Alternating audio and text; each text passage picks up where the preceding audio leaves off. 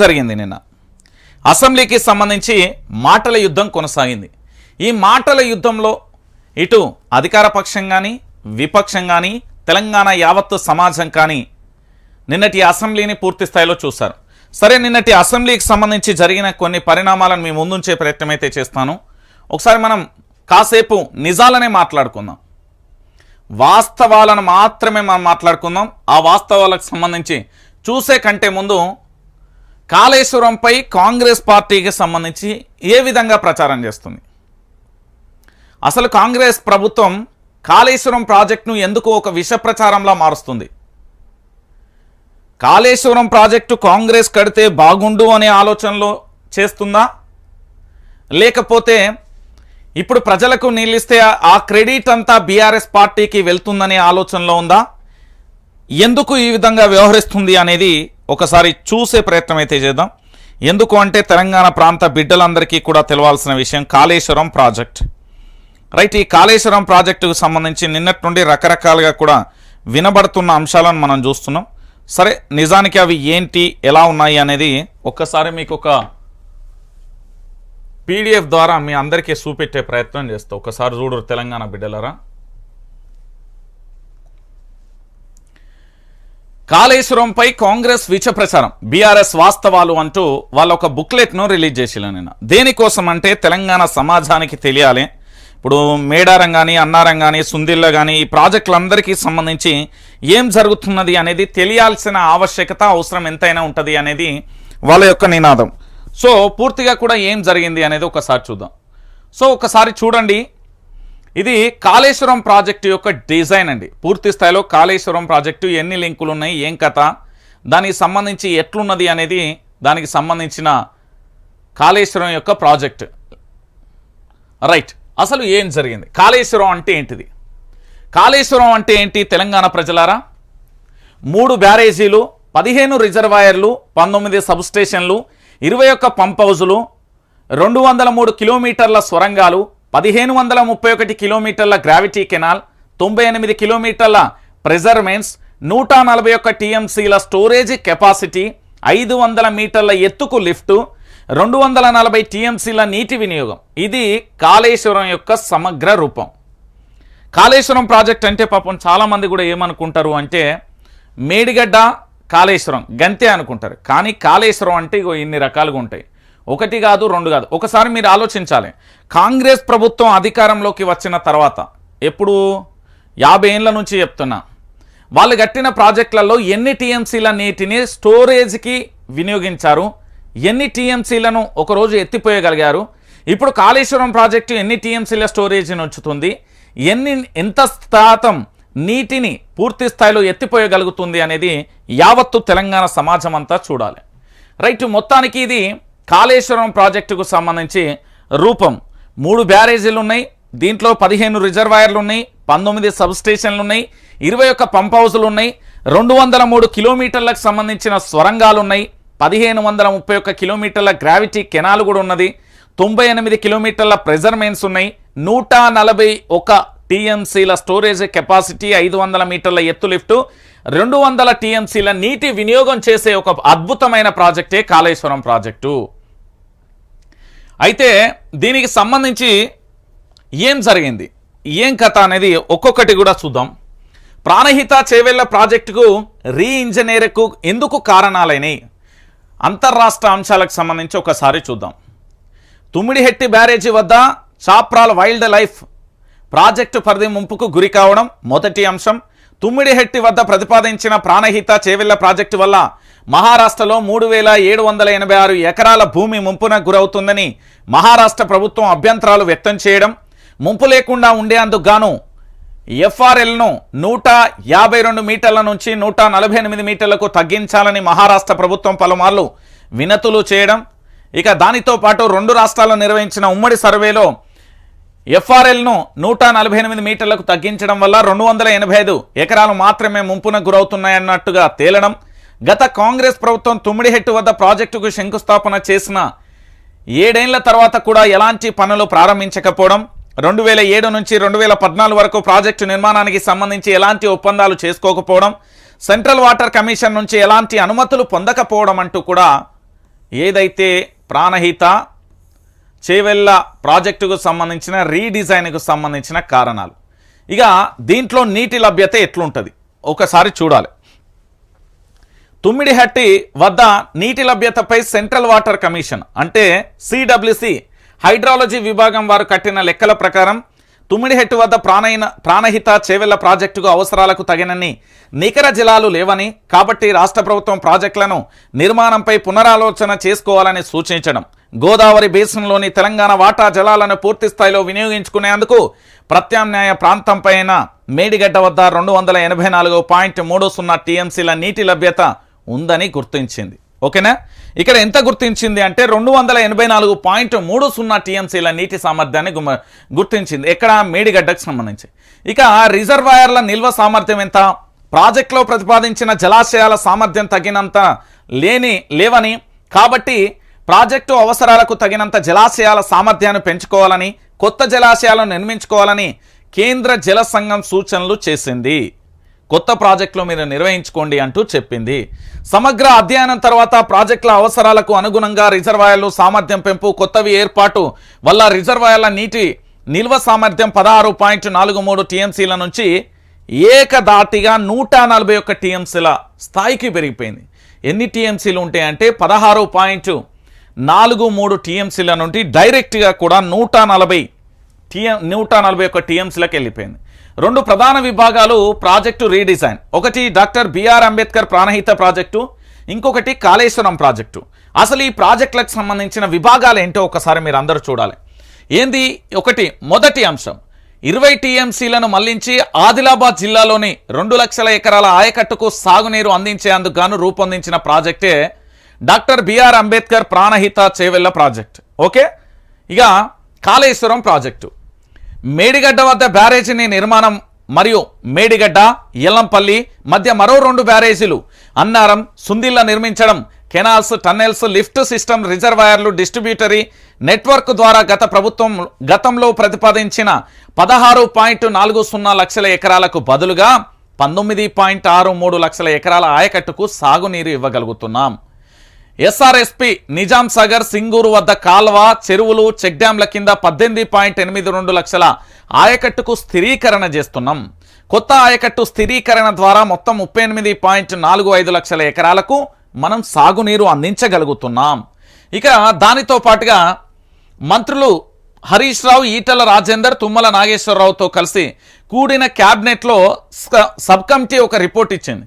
ఒకసారి ఇక్కడ చూడొచ్చు. Chairman of Shri T Harish Rao garu, Shri Etela Rajender గారు, శ్రీ తుమ్మల నాగేశ్వరరావు గారు, వీళ్ళిద్దరు మెంబరు. పూర్తి స్థాయిలో కూడా ఇది ఏంది 15/3/2016కు సంబంధించి అప్పటి కేబినెట్ సబ్ కమిటీకి సంబంధించి with the following minister to examine and suggest సంబంధించి పూర్తి స్థాయిలో ఒక క్యాబినెట్ రిపోర్ట్ అయితే ఇచ్చింది. ఏమని ఇచ్చింది అంటే దీంట్లో in the orders to address about the issues and to make a project functional and to అచీవ్కు సంబంధించి అంటే పూర్తికి సంబంధించి గోదావరి జలాలో తెలంగాణ వాటాను సమర్థవంతంగా వినియోగించుకునేందుకు ప్రాణహిత చేవెళ్ల ప్రాజెక్టును తుమ్మిడిహట్టి నుంచి మేడిగడ్డకు మార్చాలని సూచిస్తూ మంత్రుల కమిటీ ఇచ్చిన నివేదిక అంశాలివి.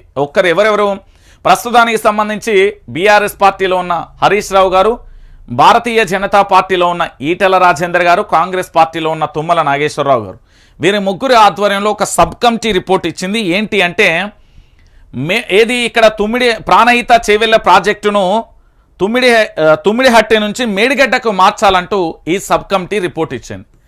రిపోర్ట్ ఇచ్చిన తర్వాత ప్రాణహిత చేవెళ్లకు సవాళ్ళు, సమస్యలు ఏమేమి ఉన్నాయనేది చాలామందికి తెలియదు. ఒకసారి చూడండి. తుమ్మిడిహట్టి వద్ద ప్రతిపాదించిన ప్రాణహిత చేవెళ్ల ప్రాజెక్టు వల్ల మహారాష్ట్రలోని 3786 ఎకరాల భూమునకు ముంపులకు గురవుతాయని మహారాష్ట్ర ప్రభుత్వం అభ్యంతరం వ్యక్తం చేసింది. తుమ్మిడిహట్టి ప్రాజెక్టు ఏదైతే నిర్మాణం చేస్తారో ఆ నిర్మాణం చేయడం వల్ల మహారాష్ట్రలోని 3786 ఎకరాలు నీట మునిగే ప్రమాదం ఉంది. ఆ ప్రభుత్వం పలుమార్లు విజ్ఞప్తులు, లేఖలు, రకరకాలుగా ప్రతిపాదనలు పంపించడం ద్వారా జరిగిన విషయం ఏంటి అంటే తెలంగాణ ప్రజలారా ఈ అభ్యంతరాలు ఉంది. దాంతోపాటు తుమ్మిడిహట్టి వద్ద నీటి లభ్యతపై సెంట్రల్ వాటర్ కమిషన్ అంటే సిడబ్ల్యూసి హైడ్రాలజీ విభాగం వారు కట్టిన లెక్కల ప్రకారం తుమ్మిడిహట్టి వద్ద ప్రాణహిత చేవెళ్ల అవసరాలకు తగినన్ని నికర జలాలు లేవని, కాబట్టి రాష్ట్ర ప్రభుత్వం ప్రాజెక్టు నిర్మాణంపై పునరాలోచన చేసుకోవాలని సూచించడం, ప్రాజెక్టులో ప్రతిపాదించిన జలాశయాల సామర్థ్యం తగినంత లేవని, కాబట్టి అవసరాలకు తగినంత జలాశయాల సామర్థ్యాన్ని పెంచుకోవాలని, జలాశయాల నిర్మాణానికి కేంద్ర జల సంఘం సూచనలు చేసిన పరిస్థితి కనబడుతుంది. సో మొత్తానికి ఒకసారి మీరు ఇక్కడ బ్యారేజ్కి సంబంధించి చూడొచ్చు. ఇక్కడ strong objection from Maharashtra government due to the ఏంది పూర్తి స్థాయిలో కూడా 3786 ఎకరాలకు సంబంధించిన ల్యాండ్ ఏదైతే ఉందో దానికి సంబంధించి ఇబ్బంది ఏర్పడుతుంది అంటూ కూడా చెప్పడం. ఇక దానితో పాటుగా ఒకసారి ఈ గూగుల్ మ్యాప్ కూడా మీకు చూపెట్టే ప్రయత్నం అయితే చేస్తా. ఇది తుమ్మిడిహెట్టి ప్రాజెక్ట్ అండి. తుమ్మిడిహెట్టి ప్రాజెక్టుకు సంబంధించి రైట్, ఇగో ఇక్కడ తుమ్మిడిహెట్టి ప్రాజెక్ట్ ఉంది. ఈ ప్రాజెక్టుకు సంబంధించి ఇగో మహారాష్ట్రకు సంబంధించి 3786 ఎకరాలు నీట మునిగే ప్రమాదం ఉంది. కాబట్టి చాలాసార్లు కూడా వాళ్ళు విజ్ఞప్తి చేయడం జరిగింది, దానివల్ల దాన్ని ఆపడం జరిగింది అనే విషయాన్ని గుర్తుపెట్టుకోరు. ఇక దీని తర్వాత ఇంకొకటిగా ప్రత్యామ్నాయ స్థలం ఎంపిక కోసం కేంద్ర సంస్థ వ్యాప్కోస్ నిర్వహించిన సర్వే. ఇక ఒకసారి చూడాలి, టెక్నాలజీ ఇంప్లిమెంటేషన్ ఆఫ్ చూసిరు కదా, టెక్నాలజీకి సంబంధించి organisational location of barrage at Tummalahetti, దాంతోపాటు పూర్తి స్థాయిలో కూడా ఇగో ఇక్కడ ఎన్ని ఎకరాలకు, ఇగో మహారాష్ట్రకు సంబంధించి ఇగో తుమ్మిడిహెట్టి ప్రాజెక్ట్ ఇక్కడ ఉన్నది. దీనివల్ల పూర్తి స్థాయిలో మహారాష్ట్రకు సంబంధించి ఏ విధంగా ఎట్లా పూర్తిగా కూడా పంటలన్నీ నీట మునిగిపోతున్నాయి అనే అంశాన్ని కూడా ఇక్కడ మీరు చూడొచ్చు. తెలంగాణ ప్రజలందరూ కూడా చూడొచ్చు. పూర్తిగా కూడా ఇక్కడ వీళ్ళు వచ్చి పూర్తిగా కూడా అక్కడ సర్వే చేసి ఎట్లా చేయాలి ఏం కథ అని చెప్పిన పరిస్థితి కూడా కనబడుతుంది. ఇక్కడ వాళ్ళు కేంద్రానికి సంబంధించిన ప్రభుత్వ సంబంధం వ్యాప్కోస్ నిర్వహించిన సర్వే అండి. తుమ్మిడిహెట్టి ప్రాజెక్ట్ ఇక్కడ ఉన్నది. దీని పూర్తి పరిసర ప్రాంతాలంతా కూడా మహారాష్ట్రకు సంబంధించి 3786 ఎకరాలంటే ఏ రాష్ట్ర ప్రభుత్వం కూడా ఒప్పుకోదు. దానికి సంబంధించిన అంశాన్ని కూడా మీరు చూస్తున్న పరిస్థితి. దాని తర్వాత ప్రాణహిత రివర్ కానీ తర్వాత లక్ష్మీ బ్యారేజీకి సంబంధించి పూర్తి స్థాయిలో కూడా ఇగో తుమ్మిడిహెట్టి ప్రాజెక్ట్ కంటే ఇగో ఇక్కడ బెటర్ అంటూ కూడా new location of barrage at Medigadda Kaleshwaram project అంటూ కూడా గోదావరి రివర్కు సంబంధించి ఇగో ఇక్కడ వాళ్ళు ప్రతిపాదన చేయడం జరిగింది. దీని ద్వారా ఏమైందంటే 3786 ఎకరాలకు బదులు కేవలం 285 ఎకరాలు మాత్రమే ముంపునకు గురవుతున్నాయంటూ కూడా చెప్పిన పరిస్థితి కనబడుతుంది. సో ఇక్కడ మీరు బ్యారేజీ కట్టుకోవచ్చు అంటూ కూడా వాళ్ళు ఏ విధంగానైతే ఇచ్చిరో ఒకసారి చూస్తున్నాం. దాని తర్వాత సెంట్రల్ వాటర్ కమిషన్ అంటే CWC లేఖ రాసింది. ఏం రాసింది అనేది కూడా ఒకసారి చూడాలి.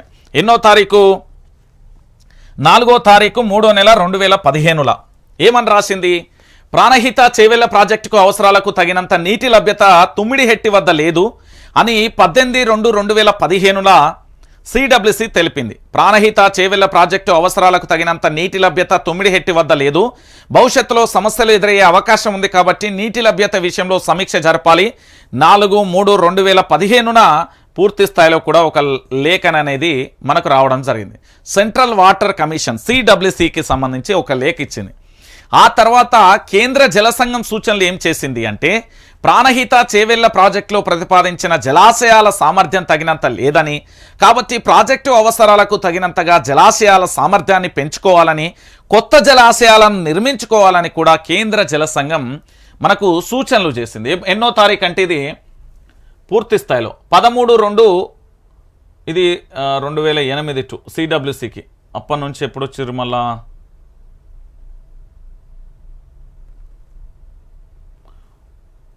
వీళ్ళు గతంలోనే ఆల్రెడీ దీని ఎప్పుడో సూచనలు చేసింది. దాని తర్వాత మహారాష్ట్ర సీఎం పృథ్వీరాజ్ చౌహాన్కు లేఖ రాసింది. ఏం లేఖ రాసిర్రు అంటే 13/2/2013 ఇది అక్టోబర్ 2013 ఓకే ఒకసారి చూడండి.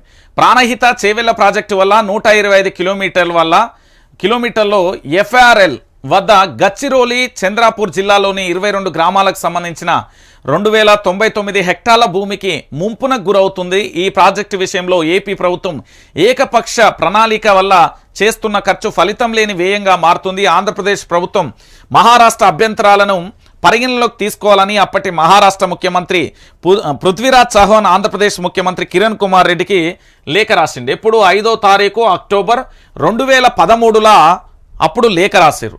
లేఖ రాసిన తర్వాత ఏపీ సీఎం కిరణ్ కుమార్ రెడ్డి లేఖ. ప్రాణహిత చేవెళ్ల ప్రాజెక్టు విషయంలో మహారాష్ట్ర లేవనెత్తిన అభ్యంతరాలను పరిగణలోకి తీసుకుని అంతర్రాష్ట్ర ఒప్పందాలకు అనుగుణంగానే ముందుకు వెళ్తామని హామీ ఇస్తూ అప్పటి సీఎం కిరణ్ కుమార్ రెడ్డి మహారాష్ట్ర సీఎంకు లేఖ రాసిన రూపం ఎన్నో తారీఖు 28/11/2013న ఇక్కడ లేఖ రాసింది మన గవర్నమెంట్.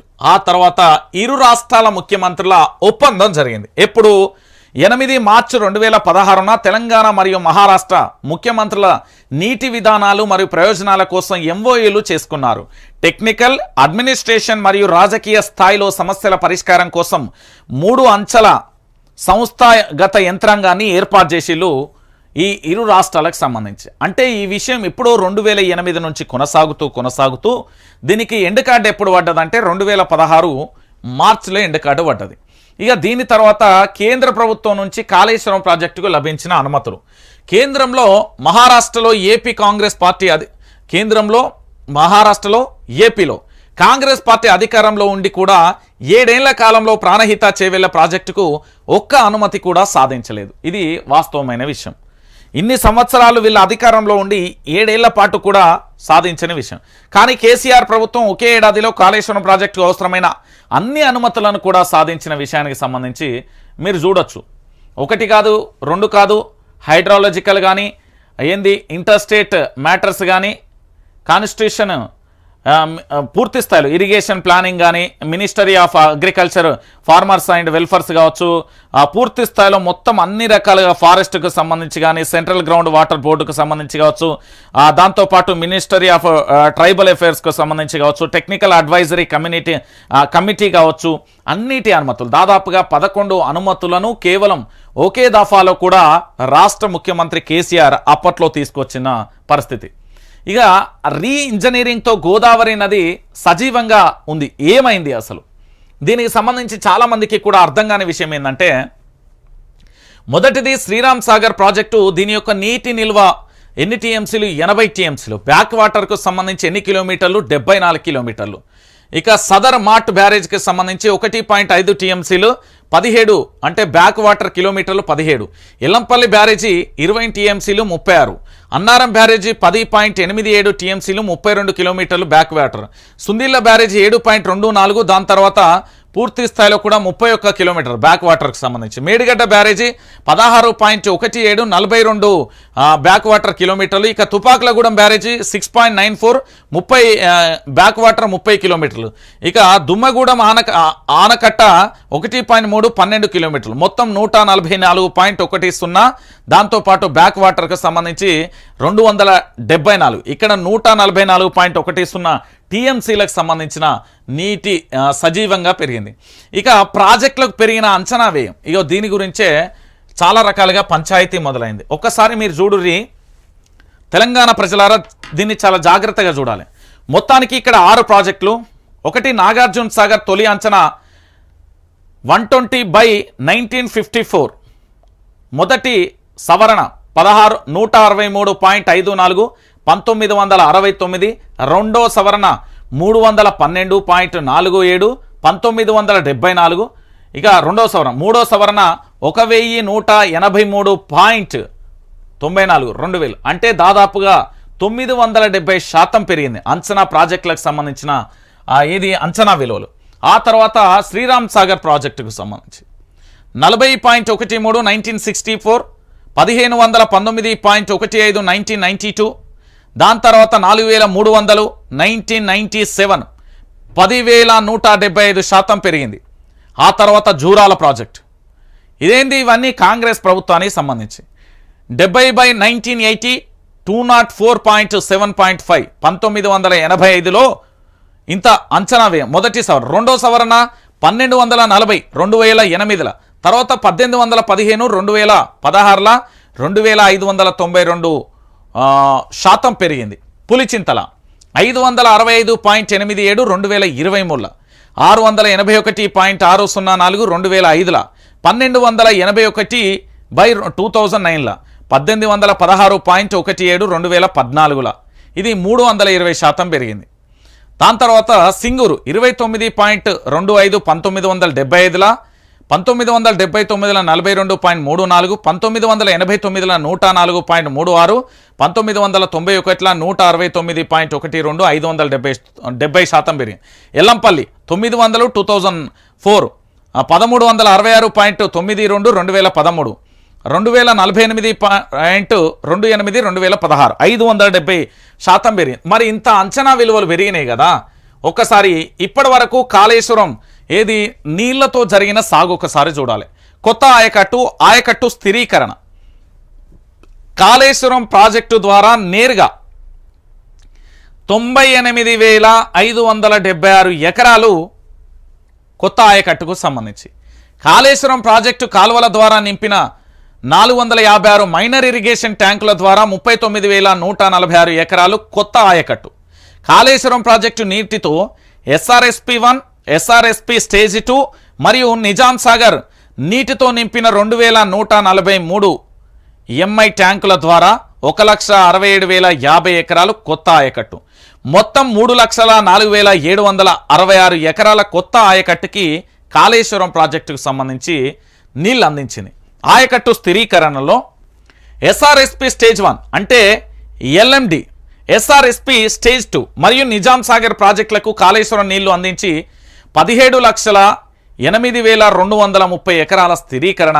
కాళేశ్వరం నీళ్లు కూడెల్లి వాగు, హల్దీ వాగుల ద్వారా 66 చెక్ డ్యాంలతో మరో 20,576 ఎకరాలకు సంబంధించి కాళేశ్వరం ప్రాజెక్టుకు సంబంధించి ఏంది నీళ్లతో జరిగిన సాగుకు సంబంధించిన వివరాలు. దాంతో పాటుగా ఇక మొత్తం 20,33,572 ఎకరాలకు కాళేశ్వరం నీళ్ళు అనేది అందించడం జరిగింది. గుర్తుపెట్టుకోరు తెలంగాణ ప్రజలారా. ఇక ఇటీవల కాంగ్రెస్ ప్రభుత్వం అధికారికంగా విడుదల చేసిన నివేదిక ఆధారంగా కాళేశ్వరం ప్రాజెక్టు ఆయకట్టు వివరాలకు సంబంధించి ఒకసారి మనం చూడాలి. ఏంది ఇక చూడుర్రి, టోటల్ కాళేశ్వరం ప్రాజెక్ట్ 20,33,572 ఎకరాలు అని వాళ్ళే రిలీజ్ చేసిలు. ఇది మనది కాదు, ఓకే, వాళ్ళు రిలీజ్ చేసిలు. కాళేశ్వరం ప్రాజెక్టు 98,570 ఎకరాస్ ఎక్కడ కాళేశ్వరం ప్రాజెక్టు 456 ఎంఐ ట్యాంకులకు సంబంధించి టోటల్గా వాళ్ళు కూడా పూర్తి స్థాయిలో గత ప్రభుత్వానికి సంబంధించి ఆమోద ముద్ర వేసిలు. 20,33,572 ఎకరాలకు నీళ్ళు అందుతుంది అని కూడా చెప్పారు. ఉమ్మడి రాష్ట్రంలో సాగు కల్పనకు సంబంధించిన వివరాలు పూర్తి స్థాయిలో 42.77 ఎప్పటి నుంచి 1956 సంవత్సరం నుంచి ఏ సంవత్సరం వరకు అంటే 2014 వరకు ఈ సుదీర్ఘంగా సాగిన మన ప్రయాణంలో 1956 నుంచి 2014 వరకు కేవలం 42,77,000 ఎకరాలకు మాత్రమే నీళ్ళిచ్చిర్రు. కానీ కేసీఆర్ 10 ఏళ్ల కాలంలో 20,33,572 ఎకరాలకు నీళ్ళు అందించిండు. డిఫరెన్స్ చూడండి. ఇది ఎప్పటి నుంచి అంటే 1956 నుంచి 2014 వరకు, అంటే మన ప్రత్యేక తెలంగాణ రాష్ట్రం ఏర్పడేంత వరకు ఈ సుదీర్ఘంగా సాగిన ప్రయాణంలో మనకు పూర్తి స్థాయిలో ఇచ్చిన నీళ్ళు ఎన్ని ఎకరాలకు ఇచ్చిల్లంటే తెలంగాణలో 42,77,000 ఎకరాలకు మాత్రమే ఇచ్చిల్లు 1956 నుంచి 2014 వరకు. కానీ కేసీఆర్ గారు కేవలం 10 సంవత్సరాలలో 20,33,572 ఎకరాలకు నీళ్ళు అందించిండు. ఇక స్వరాష్ట్రంలో సాగునీటి కల్పనకు సంబంధించిన వివరాలు చూస్తే మనం కేవలం 2014 నుంచి 23 వరకు ఇక్కడ కేవలం మనం ఒక్క కాళేశ్వరం ప్రాజెక్టుతోనే 10 సంవత్సరాలలో 20 లక్షలకి ఇస్తే ఇక్కడ 1956 నుంచి 2014 వరకు కాంగ్రెస్ ప్రభుత్వానికి సంబంధించి 42.77 లక్షల ఎకరాలకు మాత్రమే నీళ్ళు ఇచ్చింది. కానీ ఒక్క కేసీఆర్ మాత్రం 2014 నుంచి 2023 వరకు మీరు నమ్మిన నమ్మకపోయినా అక్షర సత్యం ఎంత అంటే 48,74,000 ఎకరాలకు నీళ్ళిచ్చిండు కేసీఆర్. కేవలం 2014 నుంచి 2023 వరకు ఈ 10 సంవత్సరాల కాలంలోనే 48,74,000 ఎకరాలకు నీళ్ళు అందించిండు కల్వకుంట్ల చంద్రశేఖరరావు. మరి ఇదే గతంలో 1956 నుండి 2014 వరకు కాంగ్రెస్ ప్రభుత్వం కానీ తెలుగుదేశం పార్టీ కానీ ఇంకేదైనా కేవలం తెలంగాణ ప్రాంతానికి నీళ్ళు ఎంత అందించాలంటే 42,77,000 ఎకరాలకు అందిస్తే కేవలం కేసీఆర్ 2014 నుంచి 23 వరకు 48,47,000 ఎకరాలకు నీళ్ళు అందించింది. ఇది కేసీఆర్. ఇక ఉమ్మడి పాలనకు స్వరాష్ట్రంలో బీఆర్ఎస్ పాలనకు తేడా ఏంటి? ఇది చాలామంది కూడా అడుగుతున్న ప్రశ్న. అయితే చాలామందికి తెలియని విషయం ఏంటంటే ఉమ్మడి రాష్ట్రంలో మన స్థితిగతులు ఏంది, ఇప్పటి మన పరిస్థితులు ఏంది అనేది చాలామందికి తెలియట్లేదు. సరే ఒక్కసారి ఇనూరి. మనం 2004 నుంచి 2014 వరకు 2004 నుంచి 2014 వరకు కేవలం 6,64,000 ఎకరాలకు మాత్రమే నీళ్ళు అందించుకున్నారు ఉమ్మడి రాష్ట్రంలో. ఉమ్మడి రాష్ట్రంలో ఆంధ్రప్రదేశ్కు సంబంధించిన పెత్తందారి వ్యవస్థ కావచ్చు, ఎవరైనా కావచ్చు, అప్పటి నాటి గత మూర్ఖత్వమైన పాలకుల వల్ల మనం 6,64,000 ఎకరాలకు మాత్రమే నీళ్ళు అందించుకున్నాం. కానీ కల్వకుంట్ల చంద్రశేఖరరావు తెలంగాణ రాష్ట్ర ముఖ్యమంత్రి అయిన తర్వాత 48,74,000 ఎకరాలకు నీళ్ళు అందించుకున్నాం. ఒక్కసారి తేడా చూర్రి, జమానంత ఫరక్ ఉంది, నక్కకు నాగలోకానికి ఉన్నంత తేడా ఉంది. కేవలం 6 లక్షల ఎకరాలకు అందిస్తే ఇక్కడ 48,74,000 ఎకరాలకు అందించిండు కేసీఆర్. ఈ విషయాన్ని తెలియక చాలామంది కూడా తప్పుడు కూతలు కూస్తున్నారు. ఇక మిడ్ మానేరు రిజర్వాయర్కు సంబంధించి కాళేశ్వరం జలాలతోని ఏ విధంగా నిండుకుండలా ఉందో ఒకసారి మీరు చూడొచ్చు. మిడ్ మానేరుకు సంబంధించిన రిజర్వాయర్. ఇక దానితో పాటుగా లక్ష్మీ బ్యారేజీకి సంబంధించి ఒకసారి చూడొచ్చు. మేడిగడ్డ లక్ష్మీ బ్యారేజీకి సంబంధించి ఎట్లున్నది, ఏం కథ చూడండి. తెలంగాణ ప్రజలందరికీ కూడా తెలవాలి. ఇక పూర్తి స్థాయిలో కూడా ఇలా లిఫ్టింగ్ క్యాపబిలిటీ కానీ, దాంతోపాటు పంపులు కానీ, దాంతో కానీ మొత్తంగా ఇదంతా మీరు చూసే ఉంటారు. లక్ష్మీ బ్యారేజీకి సంబంధించి, మేడిగడ్డకు సంబంధించి. ఇక సరస్వతి బ్యారేజీ, ఇది అన్నారంకు సంబంధించిన బ్యారేజీ, దానికి సంబంధించిన పంప్ హౌజ్లు కూడా మీరు చూడాలి. దాంతోపాటు పార్వతి బ్యారేజ్ అంటే సుందిల బ్యారేజ్గా పిలువబడుతుంది. ఇగో ఆ బ్యారేజీకి సంబంధించి ఎట్లున్నదో కూడా చూడాలి. తర్వాత పార్వతి పంప్ హౌజ్, సుందిలకు సంబంధించిన పంప్ హౌజ్లు కూడా చూడొచ్చు. దాని తర్వాత నంది పంప్ హౌజ్లకు సంబంధించి మనం వాటర్ డెలివరీ సిస్టమ్కు సంబంధించినవి ఇవి ఏ విధంగా ఎత్తిపోస్తున్నాయి, ఏం కథ అనేది. ఇక ప్యాకేజ్ 7 టన్నెల్కు సంబంధించి కూడా మీరు చూడొచ్చు తెలంగాణ బిడ్డలారా. ఇక చూడండి. దాని తర్వాత గాయత్రి పంప్ హౌస్కు సంబంధించి ఏ విధంగా చేసిండు, దాంతోపాటు గాయత్రి పంప్ హౌస్ డెలివరీ సిస్టానికి సంబంధించి నీళ్లకు సంబంధించి ఏ విధంగా డెలివరీ అవుతున్నది. దాని తర్వాత అన్నపూర్ణ రిజర్వాయర్కు సంబంధించిన అంశాన్ని కూడా చూడొచ్చు. దాంతోపాటు అన్నపూర్ణ పంప్ హౌస్లకు సంబంధించి కూడా మనం చూస్తున్నాం. ఇక దాంతోపాటుగా పూర్తి స్థాయిలో కూడా రంగనాయక సాగర్కు సంబంధించి కూడా మీరు అందరూ వెళ్ళే ఉంటారు, ఇక్కడ ఇది కూడా తెలుసు. దాంతోపాటు ప్యాకేజ్ 11లో పంప్ హౌజ్లు కూడా ఎట్లున్నాయి, ఏం కథ అనేది కూడా చూడాలి. ఇక దాంతోపాటు ఇటు కొమరవెల్లి మల్లన్న సాగర్కు సంబంధించి కూడా చూడొచ్చు మీరు అందరూ. ఇక ప్యాకేజ్ 12 కింద మల్లన్న సాగర్ పంప్ హౌస్కు సంబంధించి ఎట్లున్నది, ఏం కథ అనేది కూడా మీరు చూస్తున్నారు పూర్తిగా కూడా. ఇక్కడ ప్యాకేజ్ 12కు సంబంధించి పంప్ హౌస్ డెలివరీ సిస్టమ్స్ ఇవి మీరందరూ గుర్తుపెట్టుకోవాలి ఇవి. దీని తర్వాత ప్యాకేజీకి సంబంధించి గ్రావిటీకి సంబంధించి పూర్తి స్థాయిలో 13 గ్రావిటీ కెనాల్కు సంబంధించి ప్యాకేజీ 13 గ్రావిటీ కెనాల్స్ అండి ఇవ్వండి. దాని తర్వాత ప్యాకేజ్ 13 నీటి కాలువలకు సంబంధించి కూడా ఎట్లున్నాయి, ఏం కథ అనేది కూడా మీరు చూడొచ్చు. ఇక దానితో పాటుగా పూర్తి స్థాయిలో కూడా ఇటు కొండపోచమ్మ సాగర్ మీరందరూ చూసే ఉంటారు. ఇటు అక్కారం పంప్ హౌస్కు సంబంధించి ఎట్లున్నది, ఏం కథ అనేది కూడా చూడొచ్చు.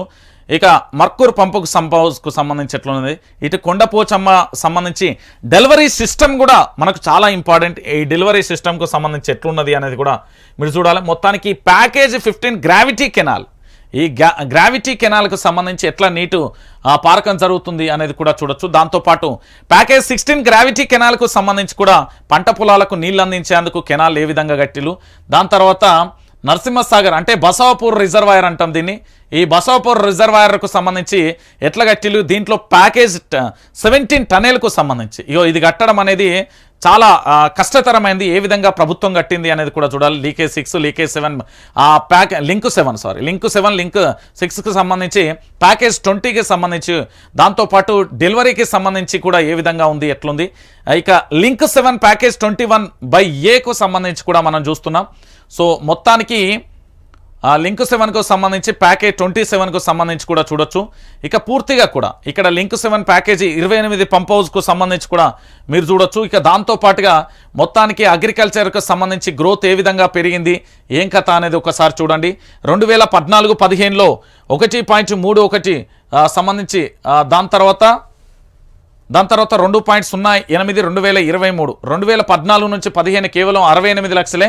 ఇదే 2014-15 పాయింట్కు ఏంది గత ఉమ్మడి ప్రాజెక్టుకు ఉమ్మడి ప్రభుత్వానికి సంబంధించి మీరు అనుకునేరు పొరపాటు పడతారు. అప్పటికి ఇప్పటికీ ఏ విధంగా ఇక్కడ నీటి పరకం ఉంది, ఎన్ని ఎకరాలకు వారింది అనేది పూర్తి స్థాయిలో కూడా దానికి సంబంధించిన అంశం. సో మొత్తానికి మీరు చూసారు కదా, ఇది ప్రాజెక్టులకు సంబంధించి పూర్తి చాలామంది మాట్లాడుతుంటే వాళ్ళకి ప్రాజెక్టుల గురించి తెలియదు కాబట్టి మీ అందరికీ నేను చెప్పిన. సో కల్వకుంట్ల చంద్రశేఖరరావు ఏం అవినీతి చేయలే, ఆయన ఏం సంపాదించుకోలే.